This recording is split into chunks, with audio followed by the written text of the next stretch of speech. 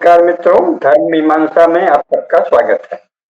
कृष्णाय वासुदेवाय हरे परमात्मने प्रणतक्लेशनाशाय गोविंदाय नमो नमः। वसुदेव सुतं देवं कंस चाणूरमर्दनम देवकी परमानंदम कृष्णं वंदे जगद्गुरुम। मित्रों, आज हम लोग इस विषय पे चर्चा कर रहे हैं। उसमें विषय तो देखने में एक स्पष्ट है, लेकिन उसके पीछे का संदर्भ अगर स्पष्ट नहीं होगा तो वो एक सनसनीखेज बात होकर रह जाएगी। इसलिए हम उसके पूरे परिप्रेक्ष्य को स्पष्ट करेंगे। इसमें हो सकता है कि जिन लोगों को केवल चालू किस्म की बातें सुनने, नारे, जोश आदि की आदत है, उन्हें ये पता भी नहीं होगा और शायद रुचि भी नहीं हो। लेकिन धर्म मीमांसा चैनल का उद्देश्य है अपने से जुड़े श्रोताओं को, प्रबुद्ध नागरिकों को राष्ट्र के विषय में, समाज के विषय में, राज्य के विषय में, राजनीति के विषय में गहरी जानकारी दे। तो इसलिए आज हम वो पक्ष भी बताएंगे जिससे पता चले कि ये हो क्यों रहा है, क्योंकि नहीं तो पहली नजर में लगता है कि ये क्या पागलपन है। तो खबर क्या है जिस पर आज की बात हो रही है और बाकी सब चैनल्स भी बात कर रहे हैं, हम थोड़ा उसको अपने ढंग से धर्म मीमांसा की दृष्टि से बताएंगे। तो ये है कि स्वयं ट्रंप ने इस तथ्य का उद्घाटन किया है, डिस्क्लोजर किया है। क्लोज माने बंद करना, छिपाना, डिस्क्लोजर खोल देना। डिस्क्लोज किया है कि पिछले चुनाव में भारत में श्री नरेंद्र मोदी और उनकी पार्टी को पराजित करने के लिए अमेरिका के कुछ लोगों ने, एक समूह ने, एक बड़े प्रभावशाली समूह ने $21 मिलियन खर्च किए थे कि मोदी जी सत्ता में न आ पाए। $21 मिलियन का हुआ लगभग 200 करोड़ रुपए। तो 200 करोड़ रुपए भारत में स्वयं वर्तमान अमेरिकी राष्ट्रपति के अनुसार नरेंद्र मोदी जी के और उनकी पार्टी के विजय को रोकने के लिए खर्च किए गए। इसीलिए उसमें अंत में बड़ी कोशिश की गई तो भी जीत तो गए, लेकिन सीटें जो कमाई तो ये भारत के स्वाभाविक जनमत का प्रतिफलन नहीं था, स्वाभाविक जनमत की अभिव्यक्ति नहीं थी, अपितु यह एक अंतरराष्ट्रीय स्तर पर किए जा रहे प्रयास, जिसमें से अमेरिका के अकेले एक समूह के द्वारा 200 करोड़ रुपए भेजे गए, यूरोप से भी बहुत से रुपए भेजे गए, पाउंड में, डॉलर में, और यहाँ उसको स्वीकार करने वाले जाहिर है कि वो लोग हैं जो मोदी जी और भारतीय जनता पार्टी के विरोधी। इस बात को जानना चाहिए। तो ये 200 करोड़ रुपए क्यों भेजे? मोदी जी की जीत से उनको क्या नुकसान है और राहुल गांधी या अन्य ममता, अखिलेश आदि की जीत से उनको क्या लाभ है, इसको जानना चाहिए। क्यों इतना रुपया खर्च करते हैं। तो इसको नहीं जानेंगे तो सब लगेगा और इससे बहुत भ्रम पैदा होगा। और जो मोदी जी और भाजपा के लोग हैं वो भी चाहेंगे कि साधारण लोग इसको ठीक से न जाने। उनको बस ये आ जाए कि अरे क्योंकि ये हिंदुत्व की पार्टी है इसलिए वो विरोध कर रहे हैं, लेकिन असलियत तो इतनी सीधी नहीं।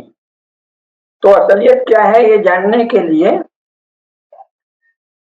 पहले ये आवश्यक है कि बहुत ही सरल ढंग से हम इस समय जो विश्व चल रहा है उसके आधारभूत तथ्यों को जान लें, अभी का, आज का जो है। और सनातन जो नियम है उनको तो हम लोग चर्चा करते ही रहते हैं, तो उनको भी जान लें। तो अभी की स्थिति जो है उसमें यह है कि पिछले कुछ 100 वर्षों से यूरोप के जो ईसाई लोग हैं, जिन्होंने पहले अपने राज्य को क्रिस्टेंडम कह रखा था, जैसा प्रोफेसर कुसुमलता केडिया जी के लेखों में, व्हाट्सएप में, सोशल मीडिया में और वीडियो यूट्यूब में आप लोगों ने बारंबार सुना होगा। तो ये क्रिस्टेंडम था। क्रिस्टेंडम के अंतर्गत उन्होंने स्वयं अपने समाजों के साथ ऐसे भयंकर और भीषण अत्याचार किए, करोड़ों को मारा, दबाया, कुचला, रौंदा, उनकी आवाज कुचली, और जब उनको अनुकूलित कर लिया और साथ ही दुनिया में पहले लूटा, कितना लूट सके लूटा, बीच में मरे भी, खपे भी, हारे भी, थके भी, और अंत में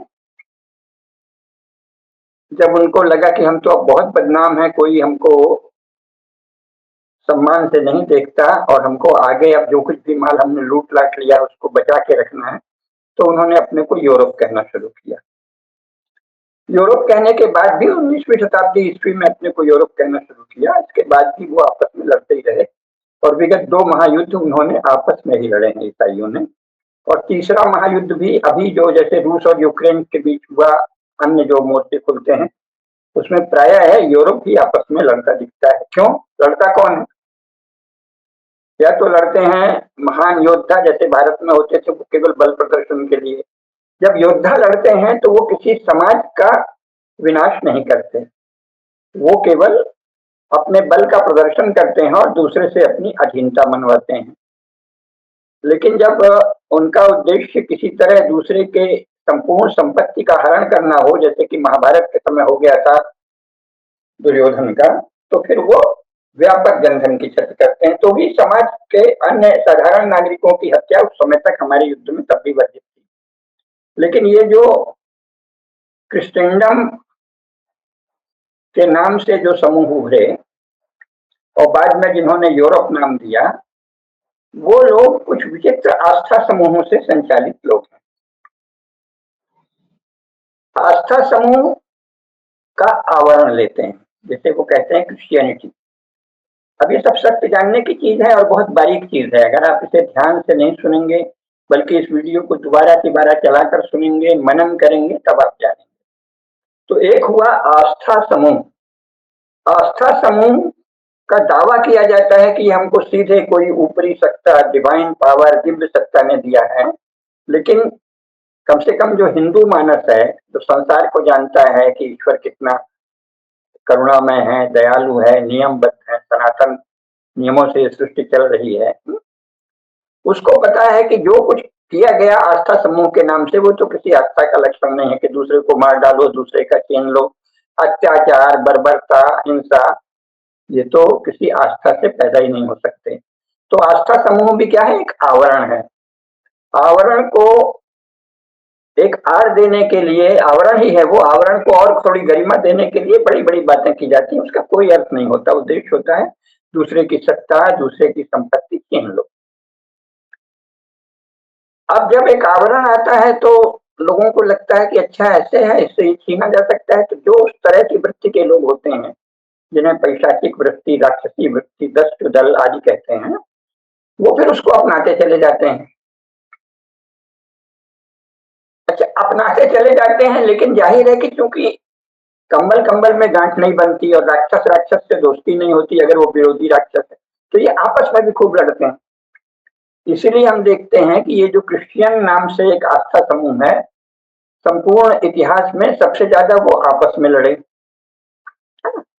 और ये उसके बाद उसी आस्था समूह के अनुसरण में एक दूसरा आस्था समूह उभरा, जिसे इस्लाम कहते हैं, मुसलमान कहते हैं, वो भी सबसे ज्यादा आपस में लड़े, आप जानते हैं।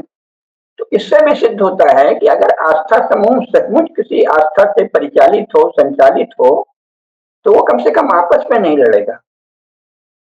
और वो बात तो करते हैं कि हम सब आपस में भाई भाई हैं, हम सब क्रिश्चियन ब्रदर हैं, और वो कहते हैं हम मुस्लिम ब्रदरहुड है? मुसलमान से मुसलमान का सच्चा भाईचारा होता है। इंसान से भाईचारा वो नहीं करते, लेकिन कम से कम मुसलमान से करते हैं। पर वो भी नहीं करते, आपस में लड़ते हैं, एक दूसरे से खून खराबा करते हैं। तो आस्था समूह एक आवरण होता है। इस प्रकार आस्था समूह क्या हो गया? एक अस्वाभाविक चीज हो गई। तो अब यहाँ जो सबसे महत्वपूर्ण बात है, आप लोगों ने प्रोफेसर कुसुमलता केडिया जी को अगर यूट्यूब में ध्यान से सुना होगा, अब उनकी एक पुस्तक भी आ रही है बहुत महत्वपूर्ण, ऐश्वर्यवान भारत विभत्स यूरोप, प्रभात प्रकाशन से छपने जा रही है अगले ही माह। तो उसको आप पढ़िएगा, जहां तक है जुलाई माह में ही निकल आएगी, तो उसमें और आप ये सब जान लेंगे। खैर, इस्लाम पर हम लोग पहले भी लिख चुके हैं, उसमें भी हमने दिखाया है कि काहे के मोमिन हैं, ये तो मुनाफिकीन और मुशरिक लोग हैं जो आपस में लड़ते हैं, बनावटी मुसलमान हैं। तो आस्था समूह एक अस्वाभाविक चीज है। क्योंकि वो सच्चा नहीं होता। अगर सच्चा होगा तो आपस में प्रेम रहेगा, और आपस में प्रेम रहेगा तो धीरे धीरे संपूर्ण मनुष्य से प्रेम करेंगे। तो ये जो राजनीति चली है, ये जो इस तरह के आस्था समूह हैं जो दूसरों की संपत्ति और सत्ता को छीनने के लिए बनते हैं, वो राजनीतिक, मुख्यतः राजनीतिक होते हैं। अतः सत्ता छीनना, संपत्ति छीनना, आप कहें ये कह सकते हैं कि दस्यु दल की तरह होते हैं, लुटेरे होते हैं। तो ये क्रिश्चियनिटी और इस्लाम मानव इतिहास में वस्तुतः लुटेरों के झुंड ही साबित हुई है। लुटेरों के झुंड साबित होने से इन्होंने जिस समाज को बनाया है, जिस राष्ट्र को बनाया है, वो अस्वाभाविक है। तो आपने प्रोफेसर कुसुमलता केडिया जी का यूट्यूब में अक्सर सुना होगा, स्वाभाविक राष्ट्र भारत, एकमात्र स्वाभाविक राष्ट्र बचा है। तो इसका क्या अर्थ है? स्वाभाविक राष्ट्र वो होता है जो स्वाभाविक समाज के का राष्ट्र होता है। स्वाभाविक समाज वो है जो एक सहज रूप से उसका राज्य होता है, यानी जिसमें सब लोगों का उचित प्रतिनिधित्व होता है। एक उच्चावच्य क्रम के अनुसार उसमें रिप्रेजेंटेशन होगा, वो परिभाषित होगा, वो झूठ पर आधारित नहीं होगा कि बड़ी बड़ी बातें करें, सब समान है, सब समता है, और अंत में सबका सत्ता छीन लिया, जैसे कि भारत का वर्तमान संविधान और अन्य भी हैं। बड़ी बड़ी बातें करते हैं दुनिया भर में, लेकिन ये वस्तुतः लोगों को अधिकार नहीं देते, केवल उनको जहां मजबूरी होती है उसमें देते हैं। ये जो यूरोपीय लोकतंत्र का विकास हुआ है, ये वहां के रॉयल फैमिलीज और पादरियों के समूह द्वारा वहां के अन्य लोगों, गरीब और सताए हुए लोगों में से जो लोग बलवान हो गए किसी तरह शरीर से, मन से भी, और लड़ने लगे, उनको हिस्सा देने के लिए बनाया गया एक तंत्र है। ये स्वयं में एक बहुत ही कमजोर और बहुत ही अन्यायपूर्ण तंत्र है। लोकतंत्र बना ही इसी के लिए। तो मुख्य बात यह है कि ये अस्वाभाविक है।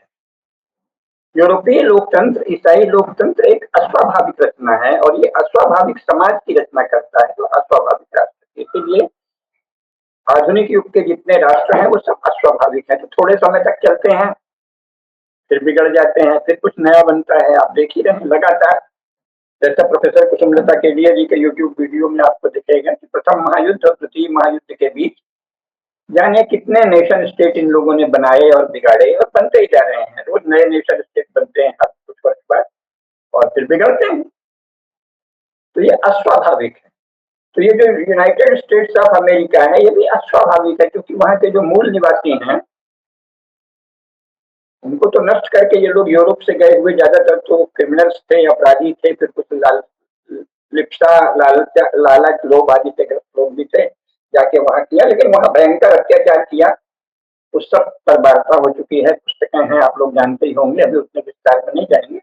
लेकिन ये वहां का एक अस्वाभाविक राष्ट्र है। संयुक्त राज्य अमेरिका और बाकी जो 5 बड़े राष्ट्र हैं, टेडिया जी ने जैसे अपने वीडियो में बताया, अस्वाभाविक राष्ट्र है।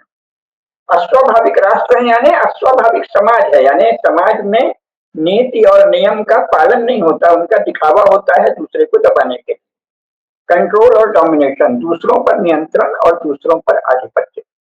तो इस समय संसार में ये जो यूरोपीय ईसाई लोग हैं, तो यूरोपीय ईसाई भी कोई एक इकाई नहीं है। पहले तो ये स्वयं आपस में लड़ते रहे, सैकड़ों चर्च, कैथोलिकों और प्रोटेस्टेंट की लड़ाई हुई। कैथोलिकों में भी 20 चर्च हैं, वो आपस में लड़े, है ना। लुथेरियन चर्च हो, चाहे बैप्टिस्ट हो, चाहे मदर्स चर्च हो, पता नहीं कितने कितने चर्च हैं। फिर इंग्लैंड का चर्च, फ्रांस का चर्च, जर्मनी का चर्च, ये सब आपस में लगातार लड़ते रहे। तो ये कोई एक इकाई नहीं। तो ये न केवल ये स्वयं में एक इकाई नहीं है, न केवल ये जैसे क्रिश्चियंस के अलग अलग डिनोमिनेशन हैं, अलग अलग पंथ हैं, अलग अलग चर्च हैं। समझ लीजिए 150 चर्च हैं क्रिश्चियंस के। तो ये नहीं कि ये 150 चर्च आपस में लड़ते हैं, केवल इतना सत्य नहीं है। उससे महत्वपूर्ण सत्य है कि इनके भीतर भी एक बहुत ही कठोर किस्म की हायरार्की होती है। इसमें कुछ लोग श्रेष्ठ सब पर नियंत्रण की कोशिश करते हैं।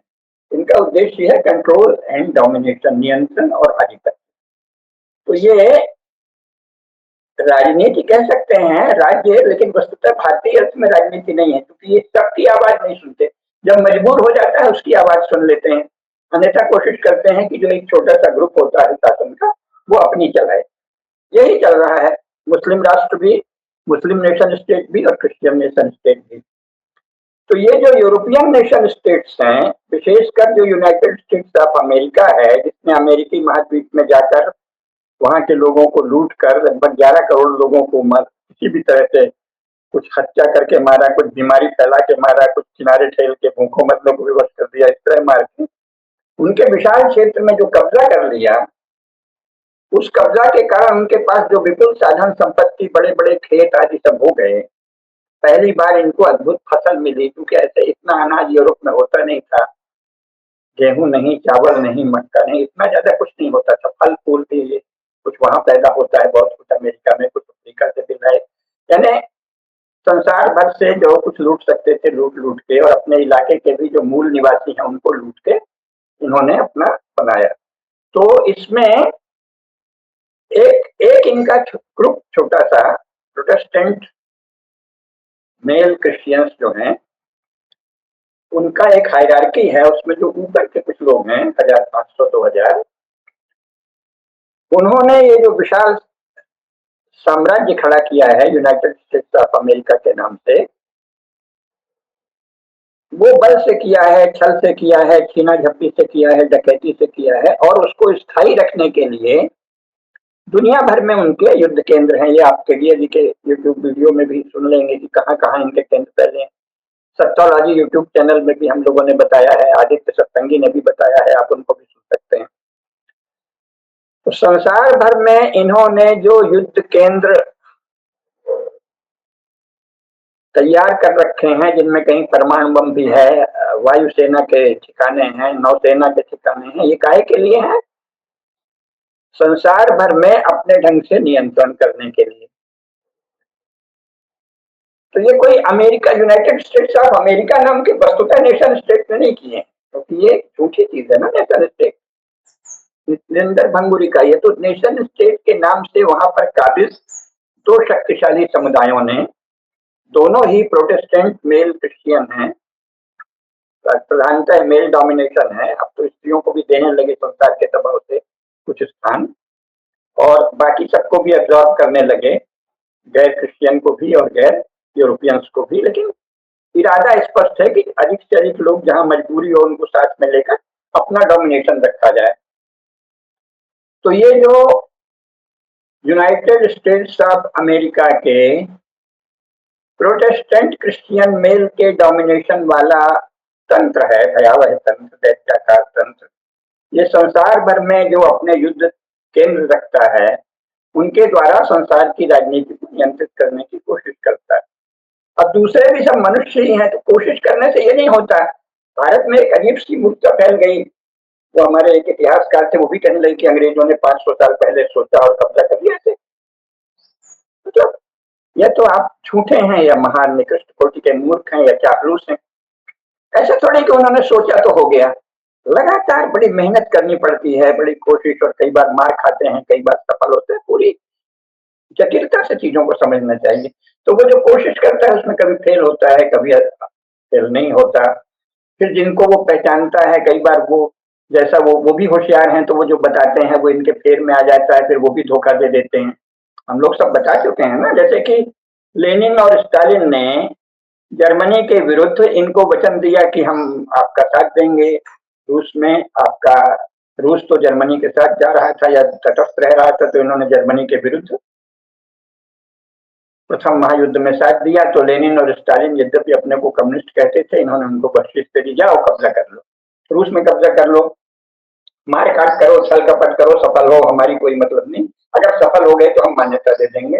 और ये जो ग्रेट गेम देश इलाके का नाम, मध्य एशिया से लेके ये जो बीहड़ इलाके हैं, वहां का भी कब्जा कर लो। तो उसी से उन्होंने अजरबैजान, कजाकिस्तान, ताजिकिस्तान, तुर्कमेनिस्तान आदि पर कब्जा किया, सोवियत संघ बनाया। तो लेनिन और स्टालिन को यूएसएसआर बनाने में किसने मदद की?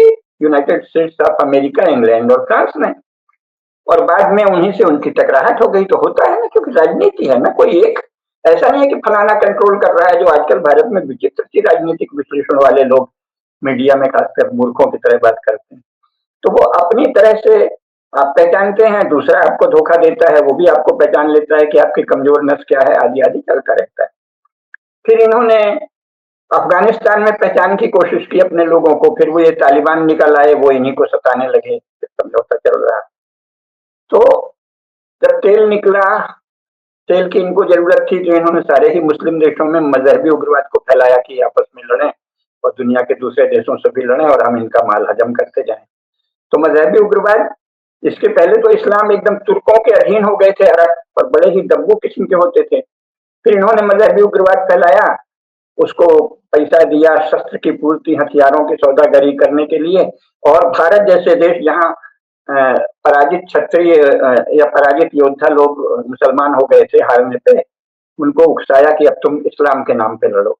इसीलिए देखिए, भारत जैसे देशों में मजहबी उग्रवाद अधिक उग्र है, अधिक अमानवीय है, अधिक बर्बर है, अधिक भयंकर है, अधिक निर्लज भी है और अधिक सिद्धांत विहीन भी है। क्यों? क्योंकि वो तो उनको उकसा रहे हैं ना, और उसको पैसे दे रहे हैं, निर्देश भी दे रहे हैं, ये चल रहा है। तो सवाल ये है कि फिर अमेरिका में भी दो गुट हो गए। जब कंट्रोल और डोमिनेशन उद्देश्य है, तो आप न केवल दुनिया में करते हैं, आप भी एक इकाई नहीं है, क्योंकि आप एक अस्वाभाविक राष्ट्र हैं। तो अस्वाभाविक राष्ट्र के भीतर की गुटबाजी चलती है। तो अमेरिका का एक गुट किन्हीं को साथ लेता है, दूसरा गुट दूसरे को, और फिर उनका भी बदलता रहता है। तो जो वर्तमान गुट है ट्रंप वाला, उसको, उसने भी बड़े दांवपेच भी किए, लेकिन कुल मिलाकर उसकी नरेंद्र मोदी से उसका तालमेल बैठ गया है। उसमें नरेंद्र मोदी जी का भी योगदान होगा, चतुराई भी होगी, तो तालमेल बैठ गया है। तो वो चाहता है कि हम इनके साथ रहें। कुछ नरेंद्र मोदी जी की प्रशंसा तो उसने की ही ना, कि ये अच्छे डीलिंग में, बार्गेनिंग में बहुत होशियार है, मतलब उनको भी मात कर देते हैं या उनकी बराबरी के ठहरते हैं। तो कुल मिलाकर कोई पटरी बैठ गई है। ये पटरी जाहिर है, इसको ऐसे मत समझिए जैसे दो पड़ोसियों, आदमी लोगों या भाइयों की होती है। ऐसा अगर आप समझें तो आप राजनीति के विषय में चर्चा के अयोग्य हैं, और हमारी ये चर्चा भी सुनने के लिए आप अयोग्य हैं। राजनीति तो राजनीति के ढंग से होती है। तो ये जो रिश्ता बना मोदी और ट्रंप का, ये भी अपने अपने स्वार्थों का रिश्ता है। तो ट्रंप का स्वार्थ क्या है कि वो थोड़ा कम्युनिज्म का और वोकिज्म का विरोधी है, और अपना वर्चस्व चाहता। ध्यान रखें ना, कई परत हैं, जैसा हम बार बार बता रहे हैं। कोई एक इकाई नहीं है, न क्रिश्चियनिटी एक इकाई है, न इस्लाम एक इकाई है, न कम्युनिज्म एक इकाई है। फिर उसके भीतर नेशन स्टेट भी एक अस्वाभाविक, जो नेशन स्टेट है वो एक इकाई नहीं है, वो आपस में ही गुटबाजी करते हैं। इसीलिए यहाँ सत्ता पक्ष प्रतिपक्ष जैसे निरर्थक धारणाएं हैं। अन्यथा राज्य को इस तरह बांटने की धारणा भारत में तो कभी थी ही नहीं, कि आपका अपना राज्य है, वहां एक सत्ता पक्ष है, एक विपक्ष है। मूर्खता और आत्मघात की दिशा है, लेकिन वो नौटंकी के लिए उन्होंने कर रखा है। जिनका असली खेल है वो उसके खेल में माहिर हैं, तो नाटक करते हुए तालमेल बनाए रखते हैं। और जो लोग उनसे उधार लिए हैं, जैसे भारत में कांग्रेस ने उधारी ली, तो वो वास्तव में प्रतिपक्ष बन जाता है, वो वास्तव में शत्रु बन जाता है। पहले जब समझदार लोग कांग्रेस में थे और विपक्ष में थे, तो सैद्धांतिक विरोध करते थे और तालमेल रखते थे, जानते थे। अब जो है स्वार्थ का तालमेल तो कर देते हैं, लेकिन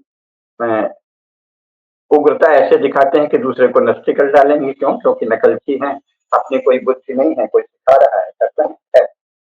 तो जो ट्रंप वाला गुट है, शक्तिशाली गुट, वो चाहता है कि मोदी जी सत्ता में बने रहें, इसलिए उसने ये पोल खोल दी। दूसरा गुट चाहता है कि राहुल गांधी, अरविंद केजरीवाल, ममता बनर्जी बने रहें। क्यों? क्योंकि उसने आश्वासन दिया है कि हम तुमको तुम्हारा प्रभाव फैलाने में सहायता देंगे। लेकिन ट्रंप को कोई आश्वासन नहीं दिया होगा, ये मत मानिए, क्योंकि ट्रंप भी बनता है फेथफुल क्रिश्चियन। पता है ना, कई तरह है। एक और ये लोग अपनी फेथफुल क्रिश्चियन पहचान बताते हैं, दूसरी ओर असल में उनके भीतर भी गुट है, तो हमारा अपना गुट रहे। तो ऐसा लगता है कि राहुल गांधी एंड कंपनी से इनका तालमेल उतना नहीं बना, मोदी जी ने बना लिया, तो वो उन्होंने पोल खोल दी। तो ये जो हस्तक्षेप करते हैं, ये क्यों करते हैं? मूल बात वहां आ गई। तो हस्तक्षेप करते हैं कि हमारे अनुकूल शासन दुनिया में बना रहे। पहले तो सीआईए ने बहुत सारे नेताओं की आज तक हत्याएं भी की हैं, अब तो रिकॉर्ड आ चुका है सब। अगर आप लोग राजनीति में रुचि रखते पुस्तकें पढ़ते होंगे तो जानते ही होंगे, सीआईए ने दुनिया भर में हजारों हत्याएं की। अभी जो बांग्लादेश में हुआ वो भी सीआईए का ही खेल था कि सत्ता अचानक पलट दी। ये जो एकदम क्रांति के नाम पर लड़कों की भीड़ को उतार देते हैं, उसके पहले वर्षों तक उसकी तैयारी होती है, पैसा दिया जाता है, ट्रेनिंग की जाती है, और किसी एक दिन बच्चों के उत्साह और क्रांति के नाम से सत्ता पे कब्जा नहीं तो ऐसी बिल्डिंगें नहीं जलाई जाती, प्रधानमंत्री का कार्यकाल और संसद ये सब नहीं जलाए जाते ना नेपाल में ना बांग्लादेश में। मारने की क्या बात है, आप सत्ता बदल दो लोकतांत्रिक तरीके से। तो जाहिर है कि इस तरह की जो उत्पात होते हैं, उपद्रव होते हैं, हिंसा और आगजनी के जरिए सत्ता पर कब्जा किया जाता है, धमकाकर, आतंक का, वो अस्वाभाविक है। तो वो अमेरिका कराता है अपने मन चाहे, बांग्लादेश में किया, नेपाल में भी कराया कुछ वहां के अपने भी समूह होते हैं जो काम करते हैं। पूरी कॉम्प्लेक्सिटी है, पूरी जटिलता है, पूरा कई स्तरों का खेल। तो अमेरिका का जो कुछ चाहता था कि राहुल गांधी, अरविंद केजरीवाल, ममता बनर्जी से हमारा तालमेल है, वो सत्ता में आए, वो वहां वोकिज्म फैलाएं, वो वहां लंपटता, व्यभिचार, उद्दंडता, परिवार संस्था का नाश, पारिवारिक मूल्यों का नाश, ये सब करें, उसने ये किया। और उसी ने मजहबी उग्रवाद को और ज्यादा हवा दी, माइनॉरिटीज आदि कह के। तो ये लगभग पागल हो चुके हैं इस समय हमारे जो कांग्रेसी और अन्य विपक्षी लोग हैं। आप देखिए तो ये जैसे मानो अंधे हो गए हैं मजहबी उग्रवाद के पक्ष में। जो सरासर अन्याय दिखता है, अनौचित्य दिखता है, उसका पक्ष लेते हैं। अब ये इस समय जो राजनीति की खेल चला है वो ऐसे चला है कि क्योंकि अपना विवेक नहीं है। विवेक क्यों नहीं है? क्योंकि अपनी ज्ञान परंपरा नहीं है, अपनी शिक्षा नहीं है। हर चीज के पीछे देखिए लगातार श्रृंखला को समझिए। सबसे पहले भारत की अपनी शिक्षा परंपरा नष्ट कर दी। तो शिक्षा ही वो है जो वो चाहते हैं। वो शिक्षा काहे की है? साइंस टेक्नोलॉजी में बड़ी प्रगति की है, वहां काम की थोड़ी शिक्षा है। बाकी तो उनके जो केडीए जी का शब्द है ना, एजेंडा बेस्ड पॉलिटिकल प्रोपेगेंडा है। जो चाहते हैं उसको हवा दे देते हैं। पहले चीन को हवा दिया, फिर चीन ने कुछ लगा कि प्रतिस्पर्धी हो रहा है तो आजकल चीन के विरुद्ध भी हैं, कभी किसी का पक्ष लेते हैं, कभी किसी का, तो वो कर रहे हैं खेल। तो उन्होंने जिनसे सौदेबाजी तय हो गई उनको 20 करोड़ रुपए दिए। अब 20 करोड़ तो ट्रंप ने बताया है कि इस ग्रुप ने दिया, जिसे सोरोस आदि का कहते हैं, जिनका भी होगा, आगे और डिटेल आएगा। मोदी जी के प्रति मैत्री भाव है तो बता दिया कि मोदी जी शायद इससे प्रसन्न होकर हमको कुछ छूट दे देंगे, या मोदी जी ने कहा होगा जरा बता दो ये लोग बहुत बन रहे हैं। ऐसे ही होता है। और इंग्लैंड ने क्या दिया, फ्रांस ने क्या दिया, जर्मनी ने क्या दिया, यूरोपीय अन्य देशों ने क्या दिया, ये अभी पता नहीं है। वो भी कुछ 2-4 हजार करोड़ हो जाएगा कुल मिलाकर। तो इस तरह से, और फिर केवल रुपया नहीं दिया जाता, ट्रेनिंग दी जाती है, एन मौके पे सूचना का आदान प्रदान किया जाता है, एनजीओ है इतने, माने भारत में जितने डॉक्टर हैं उससे अधिक संख्या में एनजीओ। क्यों है भाई? एनजीओ की श्रृंखला यूरोपीय देशों और अमेरिका के द्वारा फैलाई गई है कि वो उनके जासूसी करें, और अब उनको अगर थोड़ा भी नियमन करो तो हल्ला मचाने लगते हैं कि मानवाधिकार। तो मानवाधिकार आदि का सब शब्द जाल भी वहीं से फैलाया हुआ है। तो उसके अब फैलाया है तो फैलाया है, उसकी काट आपको करनी पड़ेगी अपने ढंग से। अगर नहीं करेंगे तो आप मात खा जाएंगे। तो ये क्योंकि बौद्धिक खेल ज्यादा हो गया है, शस्त्रों की तैयारी, युद्ध की तैयारी भी चलती रहती है, लेकिन बुद्धि के दांव पेच भी बहुत ज्यादा है, तो इसलिए किया है। अब इसमें से ये समझना कि नहीं इसका मतलब कि वो हिंदुत्व के विरोधी हैं, ये मूर्खता की पराकाष्ठा है। क्योंकि कि ट्रंप हिंदुत्व का समर्थक है, ट्रंप तो कोई हिंदुत्व का समर्थक नहीं। और वो बराक ओबामा हिंदुत्व का विरोधी है, कोई विरोधी नहीं है। बराक ओबामा ने अपने राष्ट्रपति के पहले ही भाषण में कहा था कि यूनाइटेड स्टेट्स ऑफ अमेरिका को 2 मित्र चाहिए, यहूदी इजराइल और हिंदू भारत। तो हिंदू उनके मित्र हैं, ये वहां वो गुट भी चाहता है, जानता है वहां की परिस्थिति है। क्योंकि अंतरराष्ट्रीय परिस्थिति का बहुत सा विश्लेषण के लिए जिन्हें पहले ही किया है। तो Hindu Bharat United states of America के शीर्ष राजनीतिज्ञों को और राज्य तंत्र के मुख्य लोगों को अपनी आवश्यकता लगती है, पाकिस्तान या इस्लामी उग्रवाद के विरुद्ध भी और चीनी विस्तारवाद के विरुद्ध भी। तो मोदी जी से उसकी पटरी बैठ रही है। अब इस पटरी बैठाने के लिए मोदी जी ने क्या आश्वासन दिया है, क्या उन्होंने चर्च को फैलने का दिया है? ऐसे ही चलता है, बड़ा द्वंद्वात्मक, बहुत जटिल रिश्ता है। हो सकता है कि अचानक कहा हो कि हम चर्च को फैलने देंगे, या कहा हो कि हम थोड़े समय मुसलमानों के प्रति उदार रहेंगे, उनको भी फैलने देंगे, लेकिन आप हमारी, क्योंकि मोदी जी की नीतियों में तो मुसलमानों का पक्षपात भी साफ दिखता है, अनुचित पक्षपात, और चर्च को छूट भी दिखती है, और चर्च फैलता जा रहा है। नतीजा यह है कि एक क्रिश्चियन जो है एक राज्य का मुख्यमंत्री हो गया है, जो बहुत ही भयंकर मामला है, और वो गोवधबंदी के विरुद्ध सुप्रीम कोर्ट चला गया है कि संपूर्ण गोवधबंदी नहीं होनी चाहिए। तो ये राजनीति के जो खेल चलते हैं उनको जानना चाहिए। तो मुख्य बात यह है कि अगर हम इन सब स्थितियों का अवलोकन करें तो इतना स्पष्ट होता है कि भारत के अभी के जो विपक्षी दल हैं वो पहले क्या थे ये छोड़ दीजिए, पहले उसमें हिंदू धर्म के, हिंदू संस्कार के भी बहुत से नेता थे, चाहे वो गोविंद बल्लभ पंत हो, चाहे डॉक्टर राजेंद्र प्रसाद हो, चाहे बहुत से लोग भरे पड़े थे, कैलाश नाथ काटजू हो, रविशंकर शुक्ल हो, सब लोग पक्के हिंदू संस्कार वाले थे, द्वारिका प्रसाद मिश्र हो, भरे पड़े थे, भरे पड़े थे। धीरे धीरे इन्होंने कांग्रेस पर कब्जा कर लिया। राजीव गांधी के मृत्यु के बाद बाकायदे क्रिश्चियन फोर्सेस में सोनिया गांधी उनकी एजेंट बन गई और वो हिंदू द्रोह का एक मंच बन गया। सोनिया गांधी के नेतृत्व में कांग्रेस पार्टी हिंदू द्रोह का एक बड़ा मंच बन गई। अब उसको जानते हुए मोदी जी ने धीरे धीरे खेल खेला है और अपने को इधर हिंदू जनमानस को भी स्पर्श किया है, उधर उनसे भी सौदेबाजी की है और वो आगे बढ़े। तो आज की स्थिति क्या है कि आज की स्थिति में बावजूद इसके कि चर्च से और मजहबी उग्रवादियों से भी कई बार तालमेल दिखता है मोदी जी का भी, लेकिन विश्व राजनीति में एक तो स्वयं भाजपा की अंतर्वस्तु ऐसी है, भाजपा की संरचना ऐसी है, भाजपा का इतिहास ऐसा है, जिसे कहते हैं ट्रैक रिकॉर्ड ऐसा है, और दूसरे भाजपा की व्यवस्था भी है कि उसे बात तो बार बार हिंदू की करनी पड़ेगी। तो एक तो ये जानना चाहिए।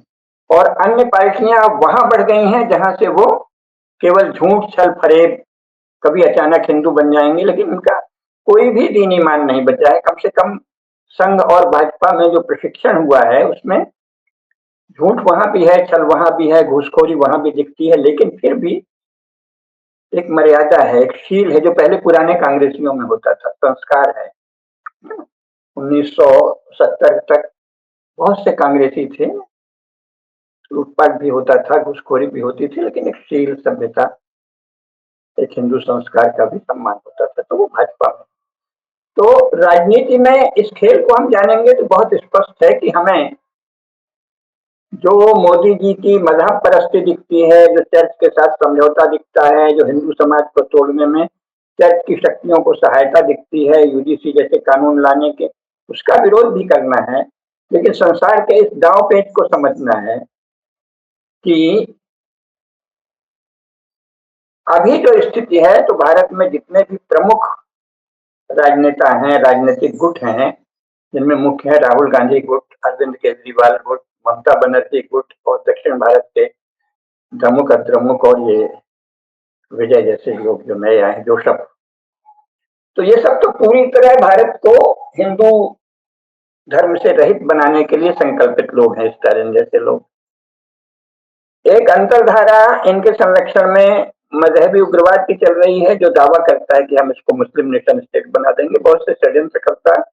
भाजपा का वर्तमान नेतृत्व उसकी भी अनदेखी करता है। फिर भी इनको विवशता है कि ये अंत में अन्य दलों की अपेक्षा में हिंदुत्व के लिए ही कुछ न कुछ काम करेंगे, और अगर हिंदू शक्तियां दबाव ज्यादा बढ़ा देंगी तो हिंदुत्व के लिए ज्यादा दबाव बढ़ने पर काम करने लगेंगे। इस सब को समझते हुए राजनीति में चलना चाहिए। तो भारत के भीतर तो अभी ये स्थिति है कि भाजपा पर भारतवर्ष के कल्याण के लिए, सनातन धर्म के लिए निरंतर दबाव बनाते जाना हम सबका कर्तव्य है, हम सबका, हिंदुओं का, संस्कारी हिंदुओं का। और साथ ही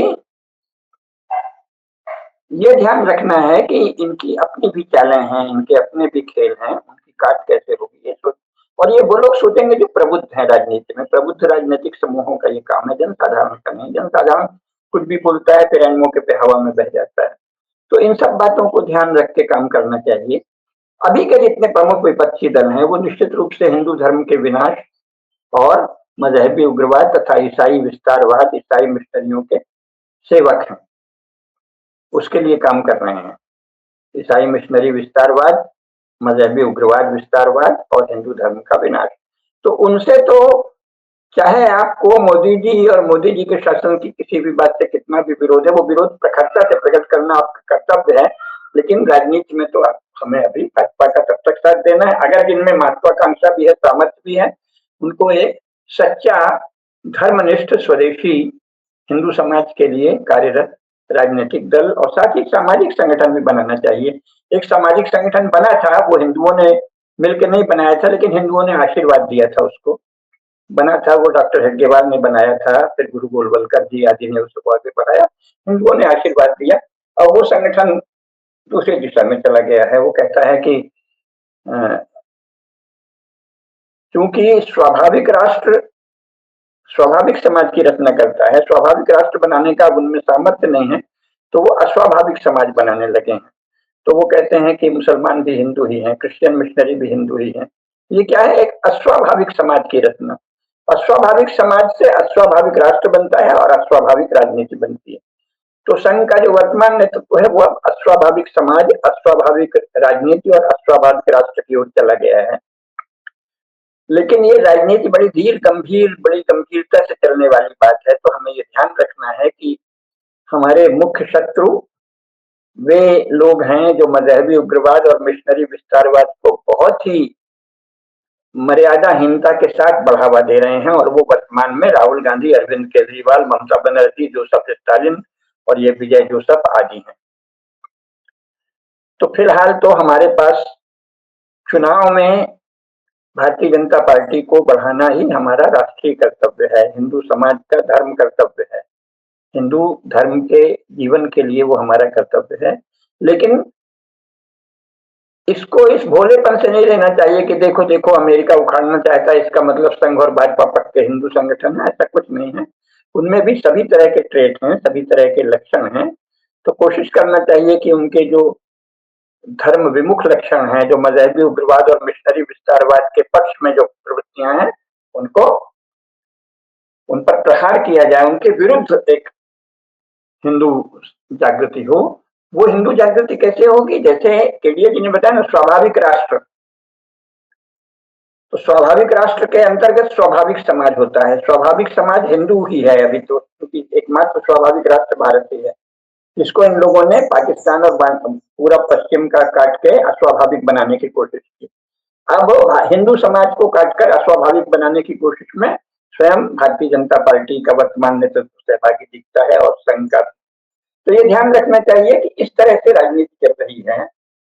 तो जो अस्वाभाविक समाज नहीं बनने देना है हिंदू समाज को, इसलिए इसकी जो स्वाभाविक इकाइयां हैं, कुल समूह, जाति, परंपरागत जो उपासना पद्धतियां हैं, संप्रदाय हैं, उनकी प्रतिष्ठा हो, मंदिरों की प्रतिष्ठा हो, मंदिर ज्ञान और उपासना के केंद्र फिर से बने, हिंदू धर्म के केंद्र बने। ये नहीं कि उनसे सरकार पैसा वसूल करके सेकुलर या अन्य पापपूर्ण अधार्मिक कार्यों के लिए खर्च करे। इन सब पे दबाव बनाते जाना है कि मंदिर हमारे हैं, हम मंदिर का संचालन करें।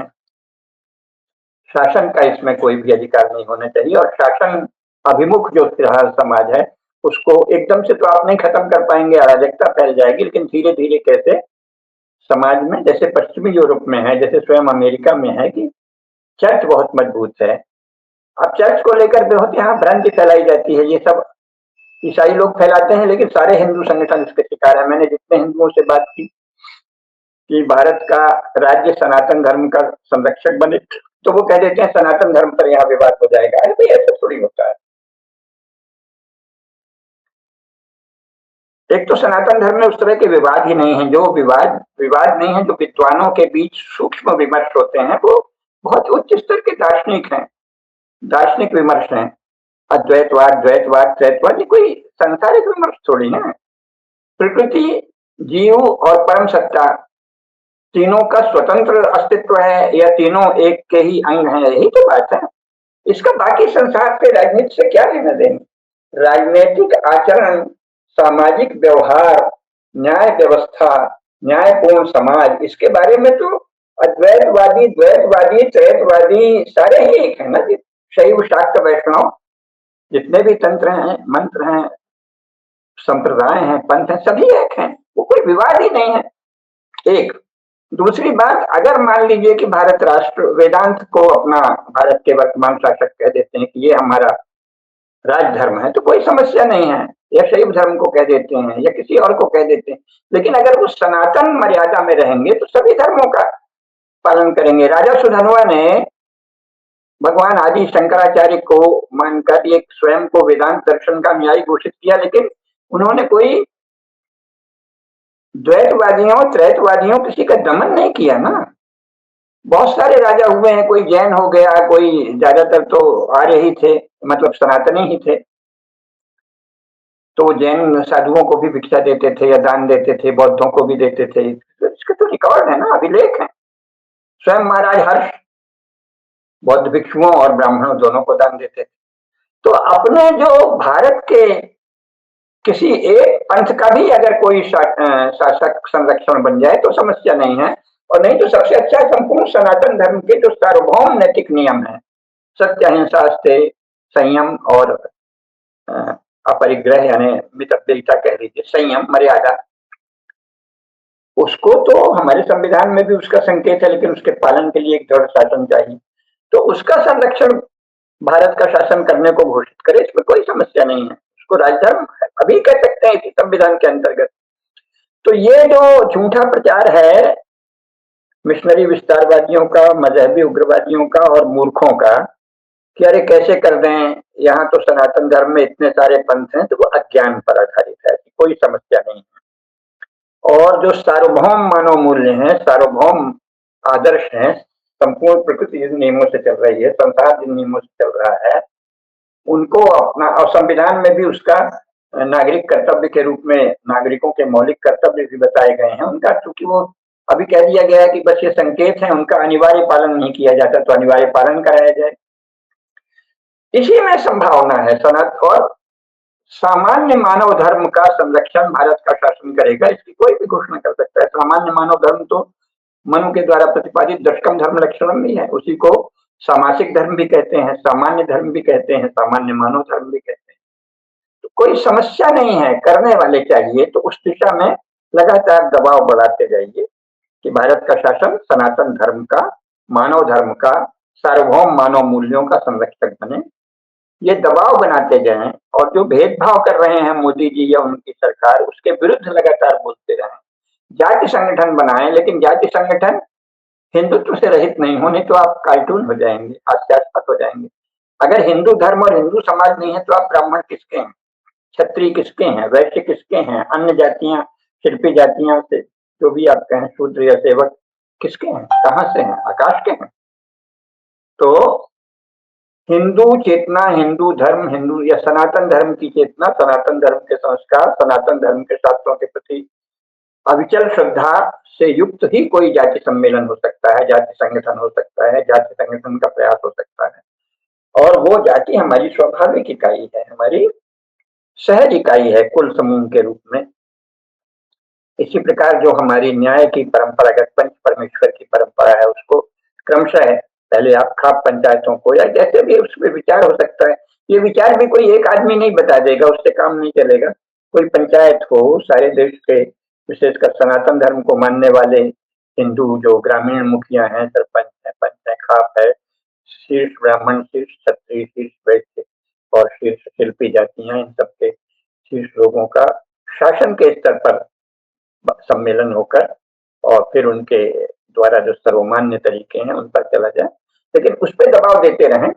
और ये ध्यान रखें कि अभी के जो हमारे कई भाजपाई दल हैं, वो तो अब भारत के लिए रिडंडेंट हो चुके हैं, रद्द हो चुके हैं, व्यर्थ हो चुके हैं, हानिकर हो चुके हैं, हिंदू धर्म के विनाश के पोषक हो चुके हैं, तो उनसे तो कोई मतलब रखना नहीं चाहिए।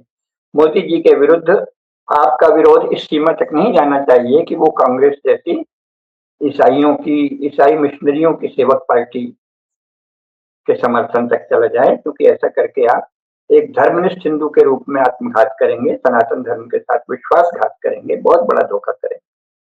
लेकिन दूसरी ओर आपको इन तथ्यों का उपयोग कि देखो देखो अमेरिका जो है वो मोदी जी को उलटना चाहता था, इससे सिद्ध होता है कि संघ और भाजपा हिंदुत्व के ही प्रतिनिधि हैं, ये झूठ भी मत पालिए, क्योंकि संघ भाजपा ने हिंदुत्व को अभी घोषित नहीं किया। अगर प्रतिनिधि है तो कहने में क्या दिक्कत है?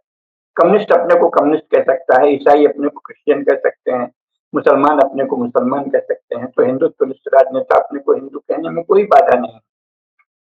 न संविधान की बाधा है, न राजनीति की बाधा है, न राष्ट्रीय परिवेश की बाधा है, न अंतरराष्ट्रीय परिवेश की बाधा है।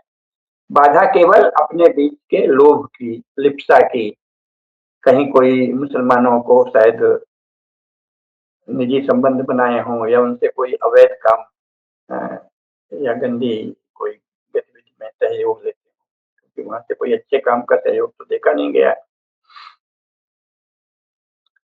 तो इसका मतलब कि भाजपा के नेताओं का भी, कम से कम कुछ नेताओं का, मिशनरी विस्तारवादियों और मजहबी विकृतियों से संबंध है। उसके द्वारा वो कोई अपना राजनीतिक हित साधना चाहते हैं या धन पाते होंगे या कुछ, तो उसका विरोध लगातार करते रहना चाहिए।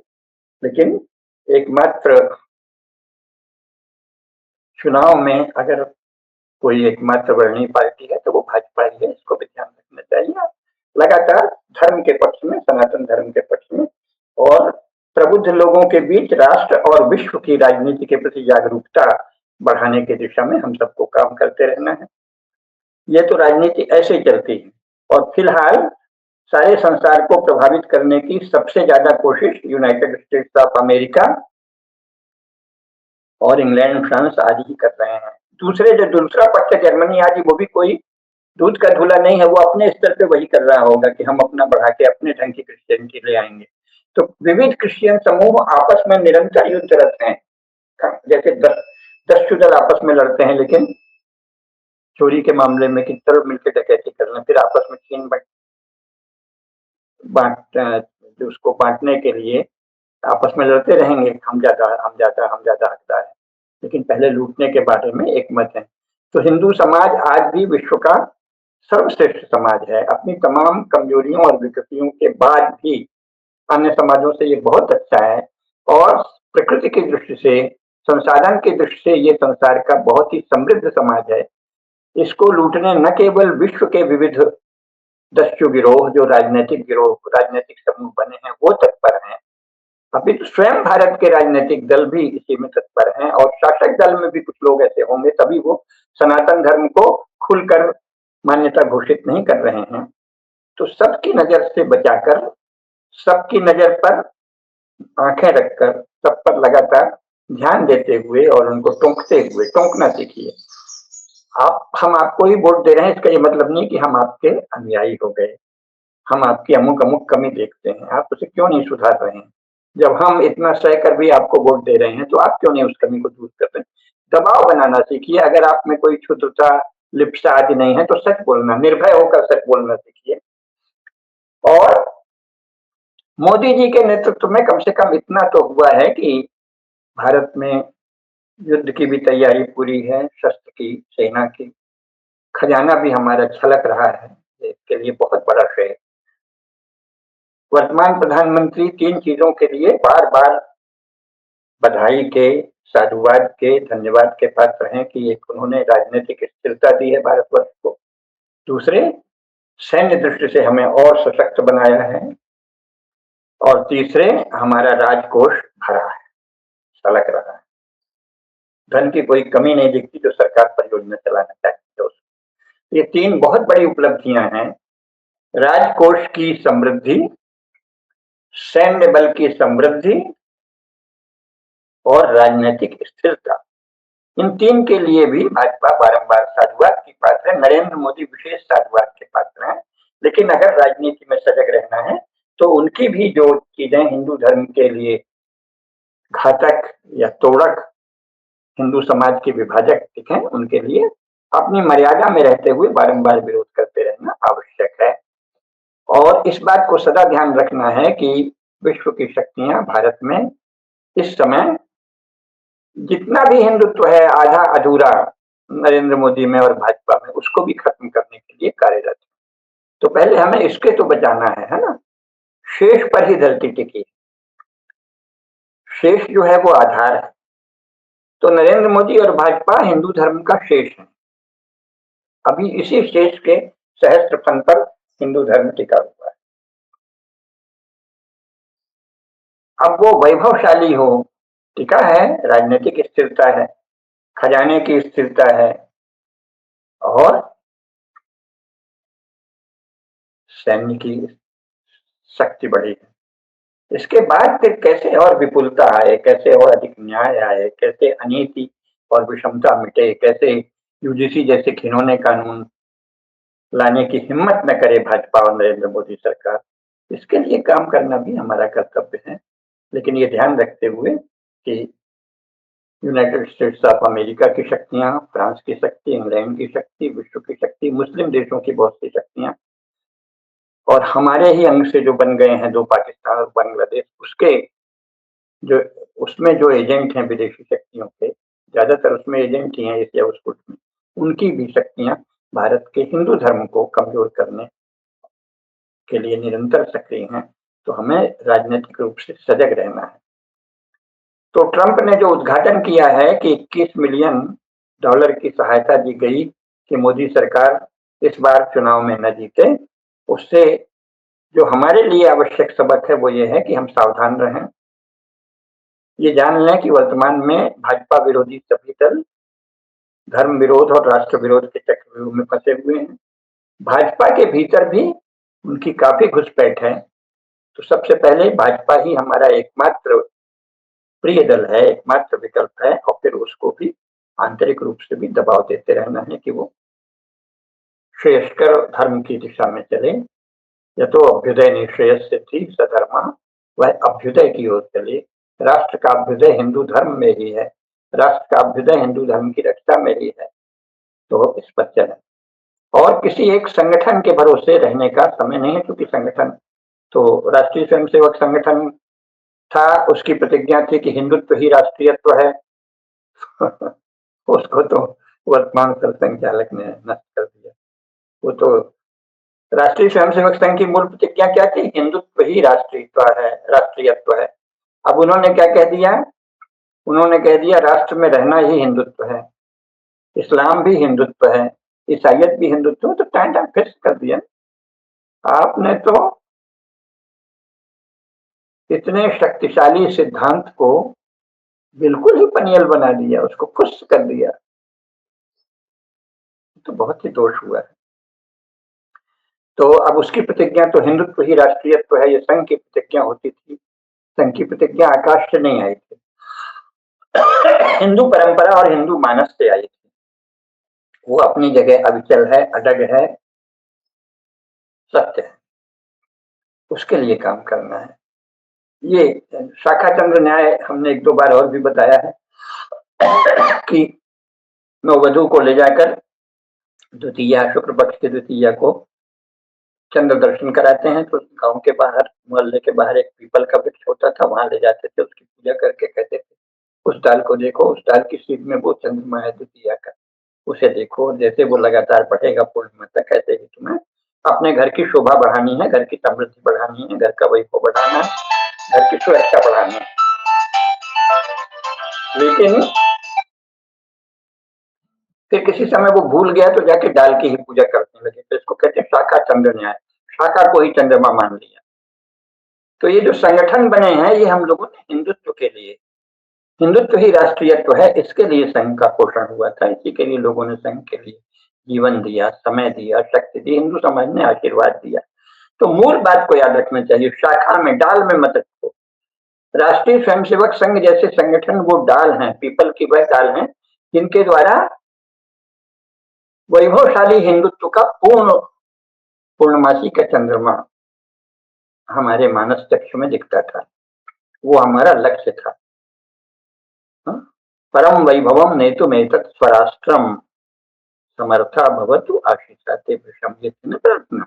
परम वैभव है पूर्णिमासी का चंद्रमा, भारतवर्ष की पूर्णिमा आए उसके लिए ये दूज के चंद्रमा को देखने का तरीका था पीपल की डाल की। अब पीपल की डाल ही महान है, पीपल की डाल महान है क्योंकि उससे कभी हमारे लोगों ने उसके द्वारा परम वैभव ने तुम्हारे तत्पराष्ट्रम गाया है, चंद्रमा की दर्शन किया है। दूज के द्वितीया के चंद्रमा का था।